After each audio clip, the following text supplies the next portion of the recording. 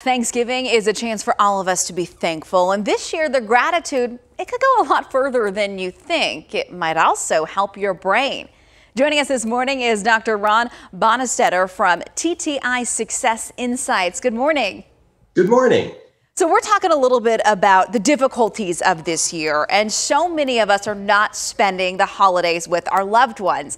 And that can really impact your mental health, and I'm assuming can impact your brain. Talk a little bit about how all of that is connected.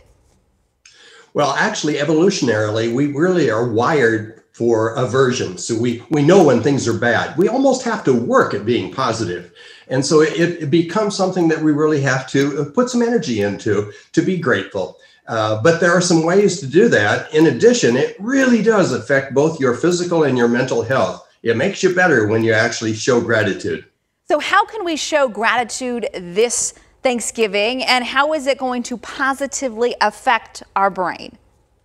Well, let's start with what happens in the brain, first of all. So you can rewire things and actually end up being more relaxed and at ease with things. But there are 4 happiness hormones that are sort of cool too. So recognize that you can increase serotonin, dopamine, oxytocin, and endorphins. All of those things add physically and mentally to your health, and they reduce cortisol and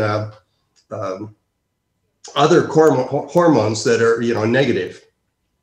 Interesting. So we're taking a look at the brain waves right now, and we've also got a cool little chart talking a little bit about different types of development with enthusiasm, like reaction to that.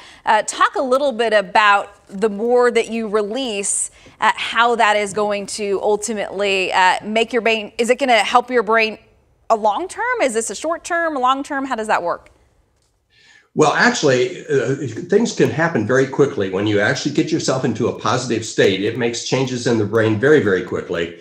And that results in calming and actually even reducing pain levels for people when you move to a more positive state. I think it's exciting, though, to think about some things you can do right now to accomplish this. And some are pretty easy. We need to write some notes to people, send emails, gratitude. Think about some people that in your life really could use a note right now that you sincerely want to offer your gratitude to them and your thankfulness. In addition, recognize that it works the same way when you receive it. So receiving gratitude is just as powerful as giving it, both mentally and physically. And I'll tell you, there's one thing that a lot of our clients tell me that they do that we need to work on, and that is when you go to sleep at night, do you spend time thinking about everything that did not get done and everything that has to be done tomorrow? Or do you just take a moment and reflect on all the things you accomplished? That little change will give you a better night's sleep. That's something that I have tried to be mindful about, because it is easy to go to bed and just think about all the worries and the stress in which you've got to do the next day. Daron, we appreciate your help this morning, hopefully kind of giving people some insight into the brain and what they can do now to get themselves feeling more positive and feeling definitely full of gratitude this Thanksgiving, even if it wasn't the year we expected it. Thanks for joining us. And thank you.